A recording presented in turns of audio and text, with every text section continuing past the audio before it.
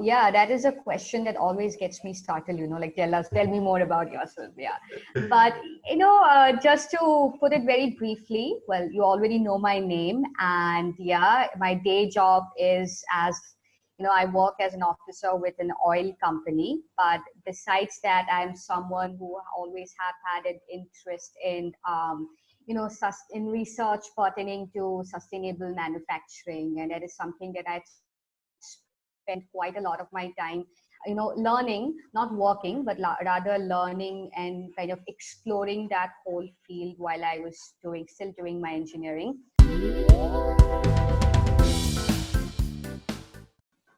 Hello everyone, welcome to yet another episode of podcast series of Humans of Mitti Ke Rang. Today we have Monami Bhuyan with us. Hello Ba, how are you doing? Hi, I'm doing great, thank you. I hope you are doing great as well, considering the Yes. situation. Yeah. So let me introduce Monami Bhuyan. She is the founding leader of UNI Guwahati chapter. She was also the keynote speaker at HPIRX and its delegate talk series at the Harvard College Project for Asian and International Relations Asia Conference 2017 that was held in Sydney, Australia. And most importantly, she's an engineering officer at Indian Oil. So, Monami Bhuya, on behalf of Humans of Mitti Ke Rang, I would like to welcome you. Thank you so much. Thank you, Abhishek. And I'm so humbled to be a part of this whole initiative that you guys have taken. I don't know if I've done enough, to be eligible enough, to talk about my experience. But yeah, I'm humbled and I'm honored to be here with you. It's our pleasure, Monami Bhuya, you being here. Thank So, for the viewers, I'll just say that I'll be using the word ba. So, in Assamese, that ba means it's an address to an elder sister. So, don't get confused with that word, what ba means. So, ba is just a letter to address an elder sister. So, ba, straight diving, Yeah. I'll just Yeah. put forward the first question like, tell us more about yourself and when and how you just thought of starting with you and I. Right. Yeah, that is a question that always gets me startled, like tell me more about yourself. Yeah. But, just to put it very briefly, well, you already know my name. And yeah, my day job is I work as an officer with an oil company. But besides that, I'm someone who always have had an interest in research pertaining to sustainable manufacturing. And that is something that I've spent quite a lot of my time, learning, not working, but rather learning and kind of exploring that whole field while I was still doing my engineering. So there's that. And besides that, I'm someone who just loves to talk. Like, people who know me would probably agree with me. Like, yeah, I jump at the opportunity. But yeah, jokes aside, it just means that I'm someone who like to express my views and my opinions about things, irrespective of the subject matter, unfiltered and unabashed. So that is something that that I guess kind of inherently comes with me. So there's that. So thanks to this uh, proclivity of mind, I've been able to represent my college in a number of national and regional debating competitions, as well as in a couple of conferences as well. So there's that. And what else? Yeah, I'd like to think that I'm a very good cook. I don't know, like I think I'm a good cook. So yeah, so I don't have like hobbies per se. Like I cannot sing, I cannot dance. The only thing that I can do is like talk and bluff people. That I'm confident about. But yeah, so that's about it. And now coming to your second question about how this whole journey with you and I started. Before that, I just like to give maybe the viewers a little bit of a premise about what UNI is. So UNI is a volunteer-based organization that deals with teaching underprivileged children, mostly underprivileged children. So it's based out of Bangalore, and now we have 22, if I'm not wrong, operating cities around the country. Yeah, so that's the basis of UNI. And when it happened, it was probably one of the most impetus and yet one of the most important decisions that I have taken in my life. So it was I think when I was in my third year, I guess maybe in my sixth semester or something, and I wasn't going through a very good time in my life. Like I had to face kind of a lot of criticism. I'll not delve much into that part, but I had to face a lot of criticism from people I knew, from people from my own college and stuff about something, because I felt that my opinion wasn't valued. And it's not just that I felt disrespected, but I also felt that there was a lack of, empathy and compassion among people, right? Because I stood up for something. I spoke up against something that was going wrong in the campus. But instead I was met with criticism from a lot of people, and that disheartened me and that disappointed me. And also there was a lot of repressed and seething anger inside of me, and I didn't know what to do with it. I just wanted to divert that to some place, right? So one fine day I was just going through Facebook, and a friend of mine, a very good friend of mine, I saw that he posted something on this organization, on UNI, on behalf of another friend of his who was probably, or maybe she still is, volunteering with UNI. And then I just clicked. It was more like a clickbait thing. I clicked on it, and then I went through their page, and I thought that, yeah, this is pretty impressive. And I took like a couple of days to kind of research, about what they did. And I was mighty impressed, like the kind of impact that they had, and it was very impressive. But at the back of my head, the thought was that I just was looking for a place where I could divert my anger, or rather, I wanted to believe that there was a place somewhere where my opinions and my values are not just respected, but they are reverted back with compassion and with empathy. I wanted to believe that there was a place where I could be loved and I could be cherished for whoever I was, no judgment whatsoever. So I just wanted to believe that. And I also wanted to, somewhere deep down, impart the values or the things that matter most to me to someone else. And what better way to do that than for, underprivileged kids it caught me with the realization that how much I have and how much they didn't have. Although that realization, it came much later. But initially, this is what happened. There was a lot of repressed anger, and I was just looking for a safe place somewhere, right, to divert my attention. So I went to their page, and until then, that time, there was no scene of UNI or any such educational NGO, to my knowledge, to my limited knowledge, working or functioning in Guwahati, or rather in Northeast, right? So I went to their page, and there was this tab called Apply for a New City. So that is where you apply for a new center. So I clicked on it, and there was this big application form where you had to fill in some essay type questions. And I was in a very vulnerable and emotional state of mind. So I poured my heart out. I spoke of all that injustice that I think I faced. Not I think, I know I faced, or that lack of empathy and compassion and all that anger that was inside me. So I was very honest about what I felt. And then everything was done with. And I think 6 to 7 months back, when I was in my final year and I was already placed, I was already placed. And then this person called Karthik, so he's a manager at UNI. So he calls me up, and he asks me, like, so you applied for UNI, so are you still interested? So for a moment, I was confused, like, what is he talking about, right? But then I took some time to kind of go back to that experience, and then I remembered that, yeah, I did you know apply for this, and I did wait for their response for a long time, but then I also forgot about it, naturally. But then I was a little confused because I was in my final year, and I told him that I don't know where I will be after this. I don't know if I'll still be in Guwahati, so I don't know if I can make that commitment.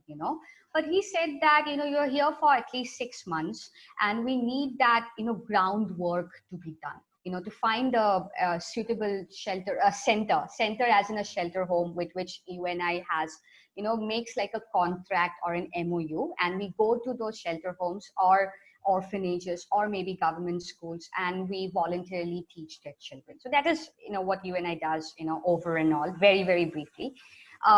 So I said, yeah, okay. I mean, let's do it. Like, what is it that I have to do? So he said, you have to find some like-minded people. That kind of got me thinking, like, where do I find such people? And then this one person came to my mind, and her name is Anisha Mahanta. But we weren't very close. Okay, I just knew her because we used to go to the same debating competitions, and we used to, like, maybe say a hi or hello. And I knew that she was someone who was passionate with social work because I see that on her social media and everything. But I don't know, whenever I'd speak to her, we would always struck a chord. Like, I could connect to her, on a personal level, although we weren't that close, right? Out of hundreds of people I knew from college, from school or whatever, she was the person who came to my mind. And I texted her like, hey, there's this thing called UNI, so you can research about it and take your time and get back to me if you want to be a part of that. And later I came to know that she herself was going through a rough patch at that point of time. So she maybe also was looking for some kind of diversion. I don't know. I cannot speak for her. But finally she said yes. So I was like, great, cool. Then Karthik said it, yeah, you need like a couple of more people.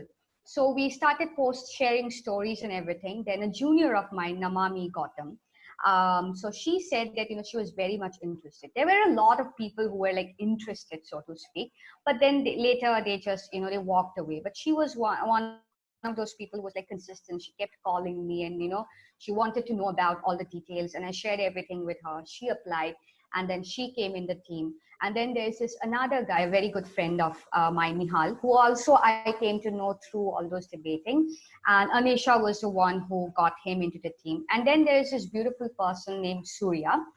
So he's, a law student all the way from Bangalore. So he was like, the so-called outsider, but not anymore at all.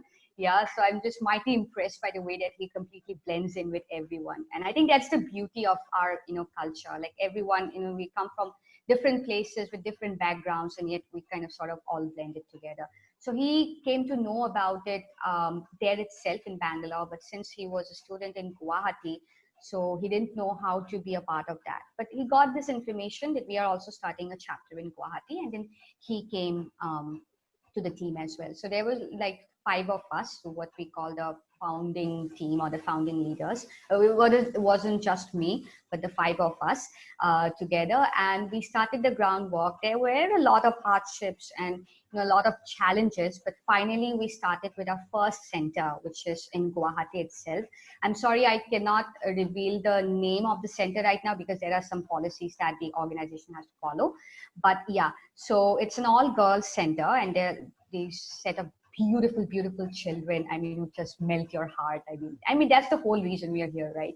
Yeah. So we started with that center. Then we started with our first set of volunteers. And then, like they say, the rest they say is history, right? So today we have 3 centers in Guwahati with more than, I think at least, I'm not sure about the number, but, at least more than 60 to 80 volunteers. So we have a big, we have a big, over 2 years, I think we have, reached that milestone where we are, giving whatever we can for these children. So yeah, that is how I started with UNI. Wow, wow, Yeah. wow. Just like you just channelized your anger to this thing and you just made it Yeah. something beautiful. Like, yeah, Yeah. it's I mean, like yeah.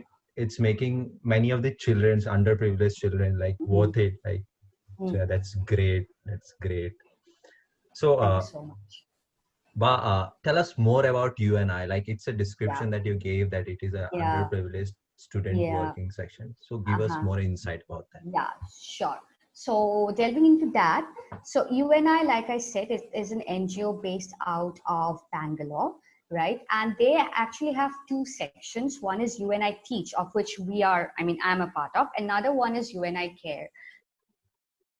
So UNI Teach deals with underprivileged children as well as women, and so we have these MOUs with the shelter homes where we go and we recruit volunteers. I mean, I'm also technically a volunteer, but there are a set of people called as the leaders, okay, so who act as like the bridge between the volunteers and the managerial team out there in Bangalore, right? So we act as that bridge, okay.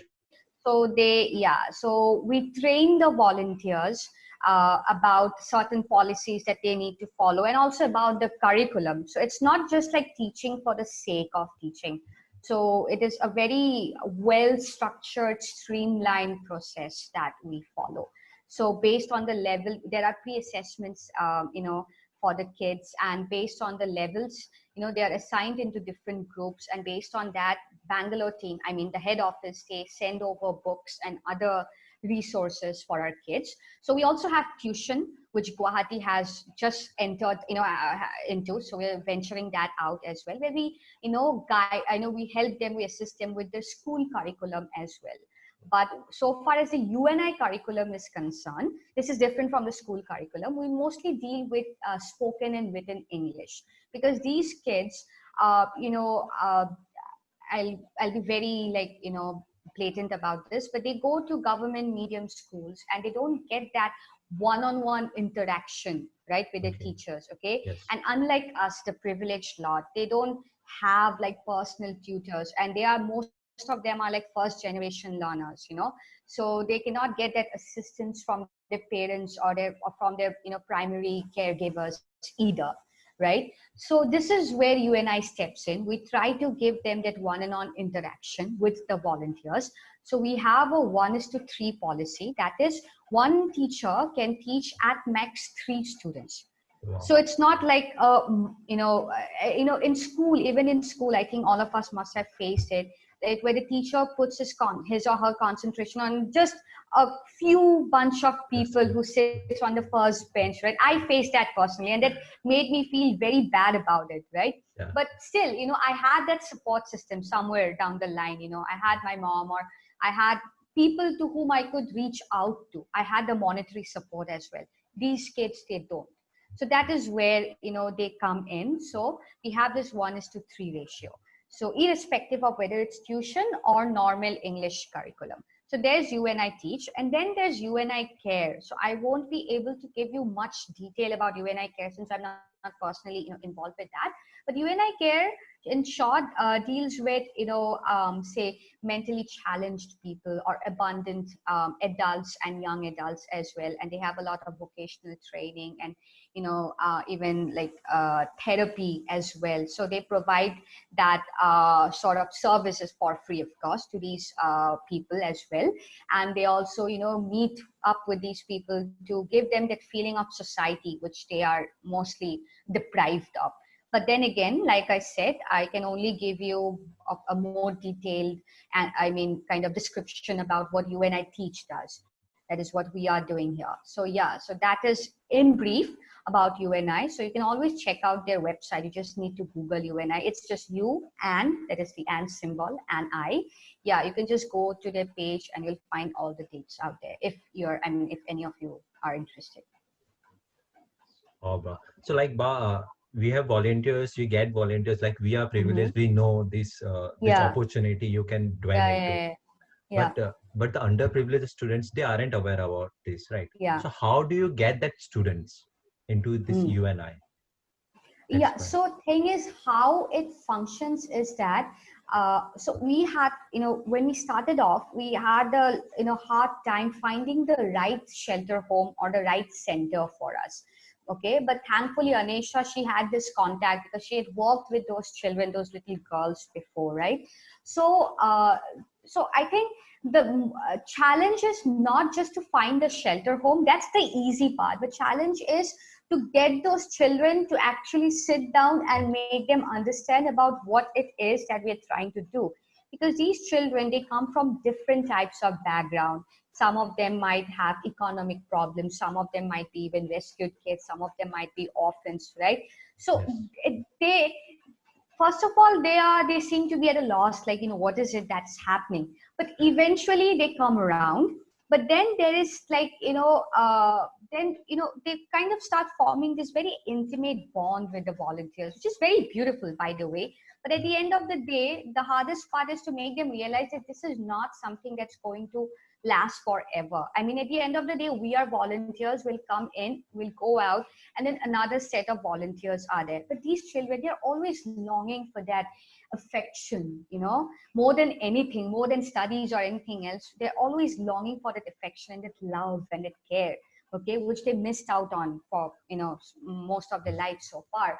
So it's very hard to get them around that fact, right? And fortunately for us, so far as, finding that set of volunteers, it has been comparatively easier for us. Like, it has been a pleasant surprise, because we found that Guwahati has a very woke crowd, so it was easier for us to like get in touch. Initially it was a little difficult, but we're glad that, the word is around and more people are aware of the kind of stuff that we are doing. But it's a little bit difficult when you have to deal with these children, because you have to face it. They're not from a similar background that we are from, right? Also, adding on to that, even when it comes to the children, we practice something called the child enrichment program. So meaning that we are not just involved with just teaching them what English or teaching them what they are supposed to teach in their books, but we're also concerned with their like holistic development. So we have a whole formulated program where we maybe we have programs related to mental health, we have programs related to counseling, because where they would need that additional support, that additional underpinning, if you may, so we have that in place as well to kind of help those children, especially after they come out of those shelter homes, because after they're 18, they're going to come out, they are going to have to face the real world. So we kind of want them to be prepared for that. So I think that holistic development is also very important. So yeah, I just wanted to add to that.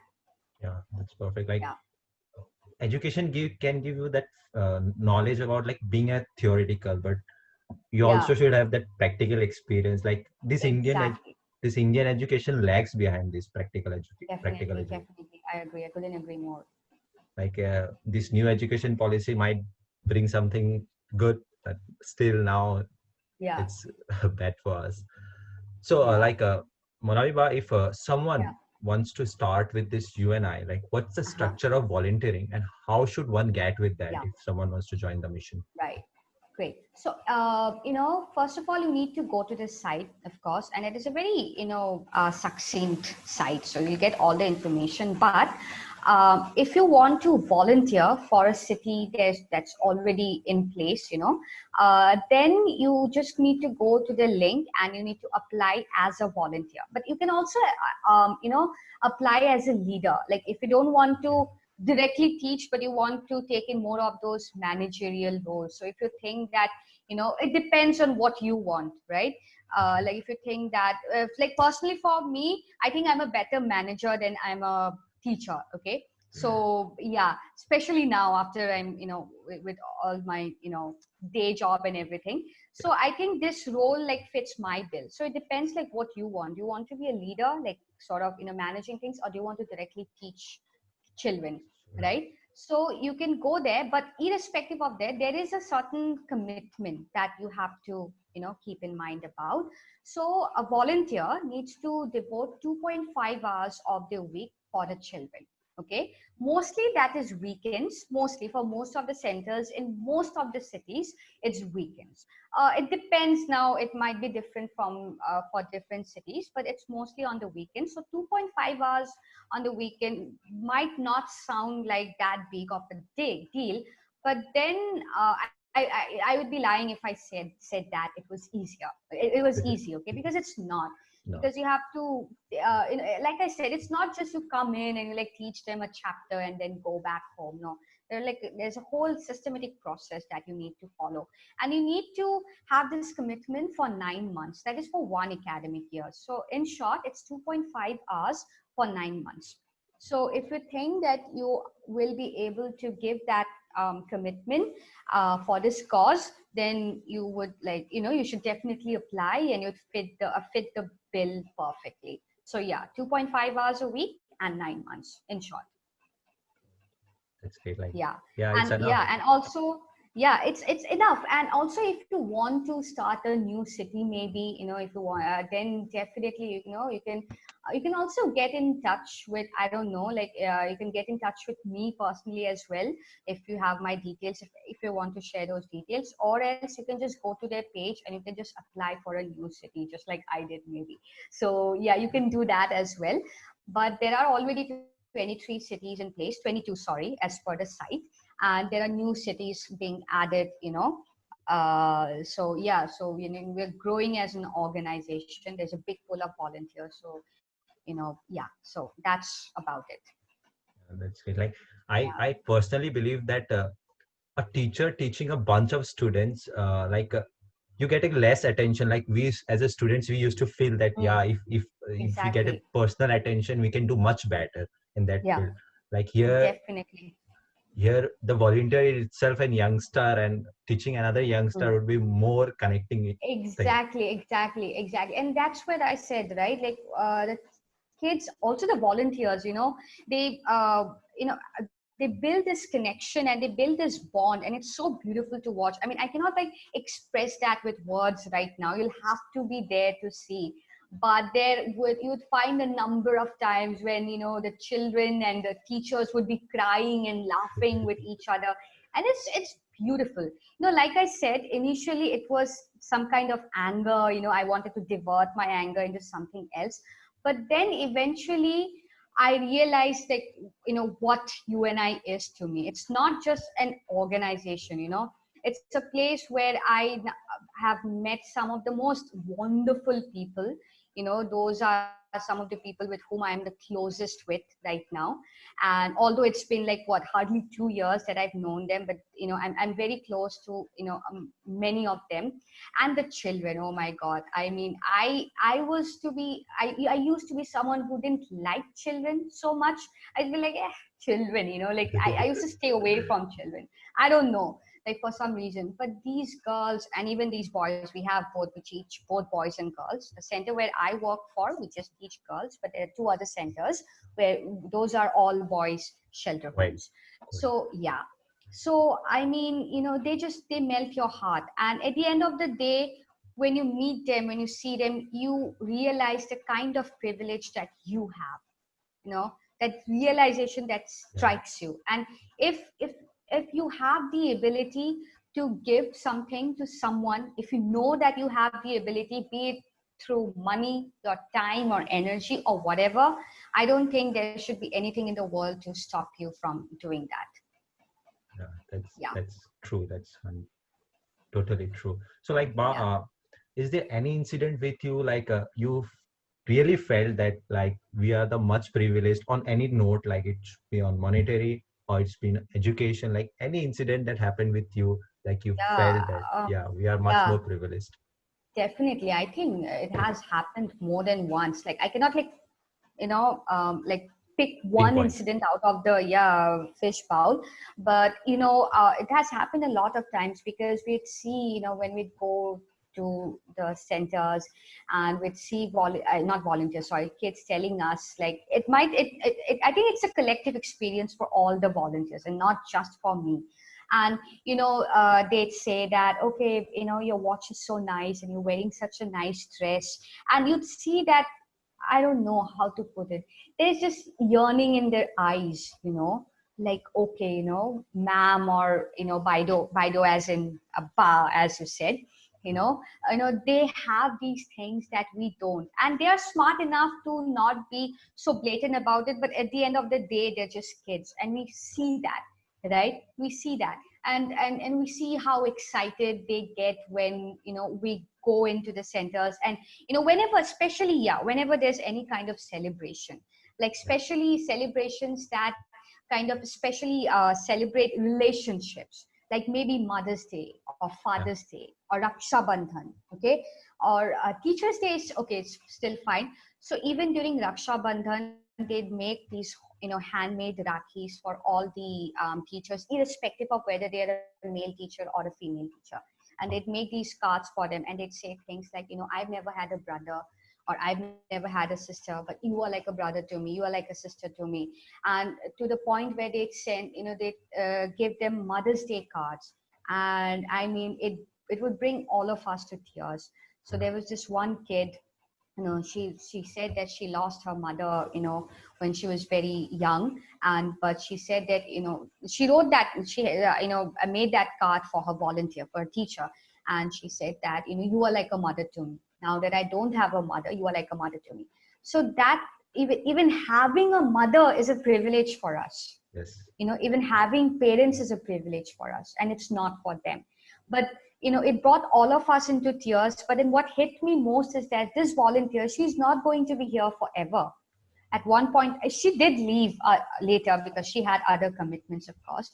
But that really hit me, that she's not going to be here forever, right? And then this kid, she sees her as, she has put her to that pedestal, on that pedestal, where she sees her as a mother figure. So even having a mother, having parents is a privilege.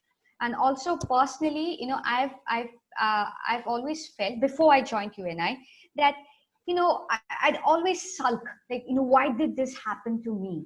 I mean, I too had a rough childhood growing up. I won't delve much into that, but yeah, I had a rough childhood. I had to deal with certain things. And I'd always tell myself that, why me, God, why me? Why me? Like, what might have I done so wrong that I'd have to go through all these experiences, right? But when I go to that center, I'm not belittling my own experiences, but I'm humbled. I'm rather humbled. And I realized that it is not fair, for me to compare my experience with someone else's, right? And at the same time, I more and more I realized that the kind of privilege I had and the kind of tools and resources I had to go through those hard times. These kids, they don't, right? So yeah, so that's, I guess, I hope that answers your question more or less. Yeah. Sure. Like Yeah. we don't cherish whatever we have behind. Like we always want Oh. for more, and it's a human nature.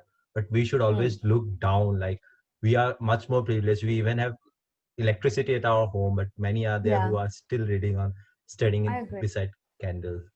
So we Right. just forget ourselves sometimes.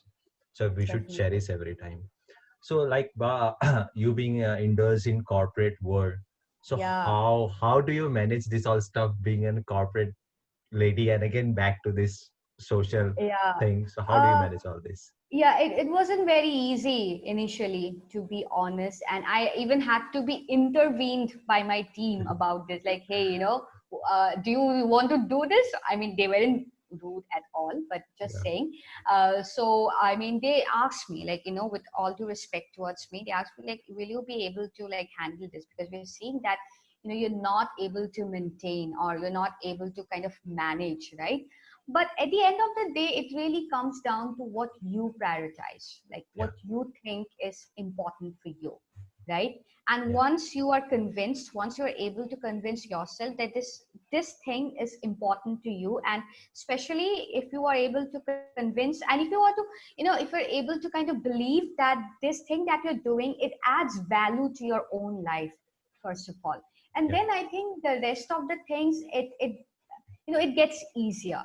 Then, once you have that confidence at the back of your mind, then you can plan things out accordingly, right? So I think first of all, you need to convince yourself, okay, not just convince, but to have that self assurance, like, yeah, yeah. whatever I'm doing is worth my time and energy, and it is adding value to my life, and it is adding value to someone else's That's right.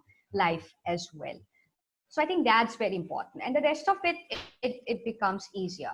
But again, I'm also lucky because since I have a 5 day working period, so I don't have to work like 7 days a week or 6 days a week. Unlike some of my other co-workers who work, workplace in different other locations, they have to be, at the location almost like, almost 6 days a week, and sometimes 7 days a week. They have night shifts and stuff. I don't have that yet. So I'm lucky that, in that way, that I'm placed in such a location which gives me that kind of that free time, so-called free time, where which I can invest, with this organization, and, I can invest on these kids. So yeah. Like it's like awesome. Like you answered in that perfect manner. Like you should have you should convince yourself first. Yeah, and it Yeah, begins with ourselves. Yeah, yeah, that's exactly. It does. It does. so like we went through a pandemic right now. So what was the Yeah. effect of this pandemic on teach to the volunteers, as well as Hmm. especially to the children who were like, they Yeah. were totally devastated, right? They don't have any Oh, definitely. technology Hmm. like they can gain anything through online classes. So how Yeah. this happened and how you manage Yeah. all this? About that. Yeah. About that. So initially, when the first lockdown started, so one of our leaders, so she's actually an ex-leader. Her name is Simran. And she also volunteered in the same center where I am currently volunteering. So she said, we should do something for our kids. We didn't really think about online classes and all that stuff because we didn't know how this whole COVID, the pandemic situation was going to, work out, or what were the ramifications of this, whole ordeal. So we didn't have any idea where things were going. We thought that, yeah, maybe, like give it 1 month or 2 months and it will be done with, right? None of us did. So she thought that, the kids are there alone, stuck. And so maybe we should do something for them. Or maybe we could like send them some educational videos or fun videos and stuff like that. And our volunteers are like, I'm so glad that we have this wonderful set of volunteers who are always very enthusiastic. And they sync so well, not just with the leaders but as well as with the kids. So they are all, whenever we have to like summon them to do something, they're always on board. So they'd make these amazing videos for the kids. But then Simran thought that, you know what, why don't we turn it into something like the quarantine classes, right? So we said that, yeah, sure, we should do that. But we had some difficulties as in, technological difficulties, because the center, they didn't have like, a good internet connection, and they just had like maybe one phone. That too, the phone was of the caretaker. Okay, the kids aren't obviously allowed to have phones, but they also had like online classes going, so far as their school curriculum was concerned as well. So there were like around 25, we teach around 25 kids in that center. So 25 kids and one phone. So it was difficult. So then we arranged a phone, we arranged a SIM card and all that stuff, and we started sending in videos. All the volunteers would make the videos like 30, 45 minutes ka video, and then they'd send them over, they'd watch them, and we'd take feedback from them. And then later, this became like a national thing. So, the entire, like, all these cities, they decided to, start online classes. And right now, our online classes are more systematic. So we have, yeah. And also, but for Guwahati especially, it was a challenge because we have started with, like I said, right in the beginning, that we have started with tuitions as well. And so for tuitions, since they study in vernacular, both the boys and the girls, they study in vernacular medium schools. So we needed someone who had that command over Assamese language, because they mostly go to Assamese medium schools, right? So that was a challenge for us to find that set of volunteers. Okay, but like I said, Guwahati always surprises me pleasantly. I don't know. So we have this beautiful bunch of teachers. So a group of these volunteers, they teach English, as in UNI English, and the other group of volunteers, they teach them maths, science, social studies, yeah, and also their school English as well. So it's been a challenge, but I'm great that we have a lot of support from the national team as well, from the head office as well. So we have the necessary technology now. So we have like 3 to 4 cell phones, I know, and a couple of laptops which some very benevolent people donated for our kids. Yeah, so we had a campaign. Actually, we called it Donate a Device campaign. So where you could donate or land your devices for this period of time. So now we are more or less settled.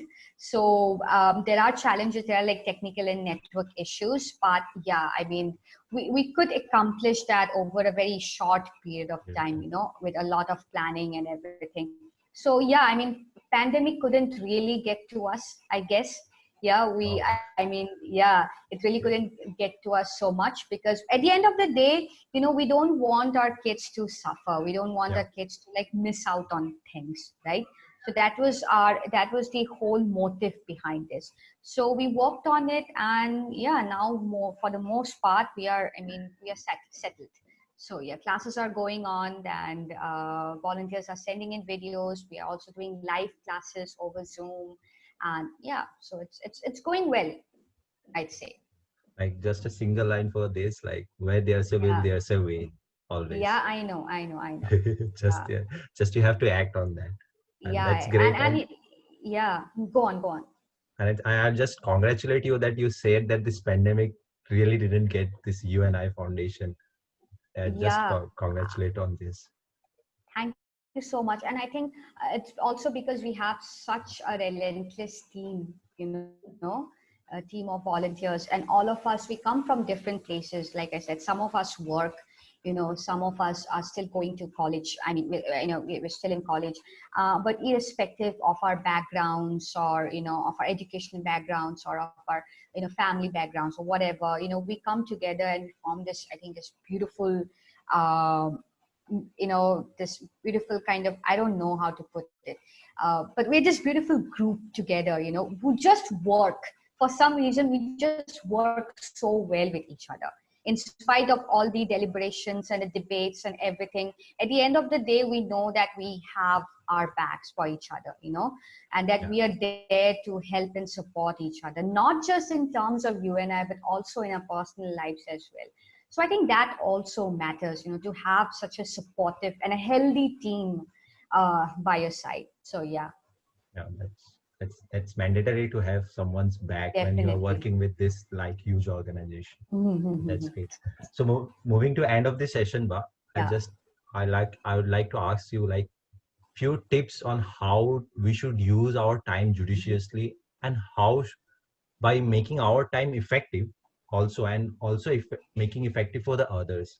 Like you said, like 2.5 hours a week, it just not makes like you go and teach your kids, right, to Yeah, the kids, right? exactly.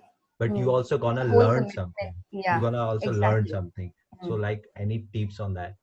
Well, first of all, I'm going to be very honest. I'm probably the worst person to be giving out tips on how to spend your time judiciously, because I am one of the biggest procrastinators that I know.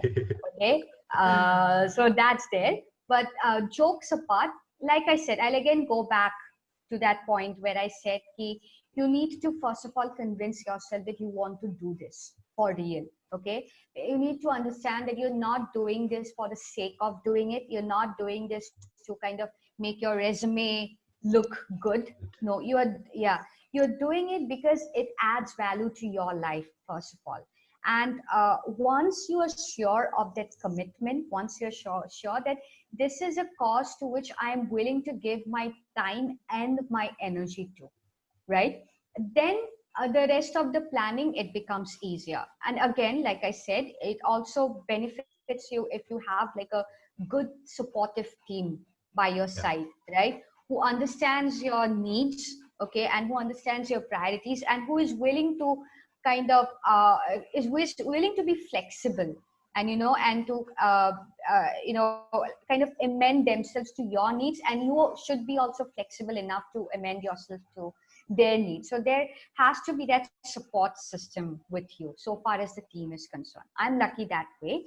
But then again, yeah, first of all, I mean, I was very confused for a while, especially after I started working. Like, should I be doing this? Like, I have other plans for myself as well, not just with work, but, for my future career and all that stuff. So I was like, will I be able to manage and all that? But then I realized that no, I mean, I have the privilege to spend my time and my abilities, or, whatever my skills, which I can utilize for these kids who certainly have less than I do, then I should. I should. So once I was convinced about that, it became easier for me to plan my week out. So I'd always like, I'd always mark things on my calendar, like, okay, these are the things that I need to do today, and I prioritize them. Okay, so this is work, then maybe you and I, and then my whatever my personal obligations or my other priorities are. So I'm it's not like I always stick to that list, but it helps. It's like almost like a checklist. Like, yeah, okay, these are the things that I need to get done. But like I said, first you need to be sure that you are committed to the cause. Okay, yeah. So that's all I guess I'd have to say about giving off tips. That was Yeah, amazing. That was amazing. Like, let one of them work. Like, one of the tips would work. Like, it would be our mission would be successful. Like, if one of the tip works for anybody, I hope that so. Yeah, I hope that's so. that's a successful mission for us. So it Yeah, was I'll really be nice. glad. It was really nice talking to you, Ba. Thanks for joining with us. It was amazing. It was amazing. Thank you so much for having me, to you and to your entire team. So again, I'm really humbled and I'm glad that I could share my experience and that I could represent this organization. It's a big Yeah, organization. I'm only a small part of it. So, but I'm glad that I could kind of bring forward our story, and yeah, hopefully it would probably, I don't know, instigate some people to maybe volunteer, or if wow. there are people looking for such opportunities, so they could definitely check out their webpage and do what they think needs to be done. So yeah, thank you Yeah. so much. Thank you, Ba, for joining with us. To all the viewers, stay tuned. We'll be back with yet another episode. Till then, stay safe and stay healthy. Bye bye, Ba. Bye. Bye. Bye. I leave the meeting now, or Yeah, you I can. can leave? You. Yeah. Yeah. Okay. Okay. Bye. Thank you.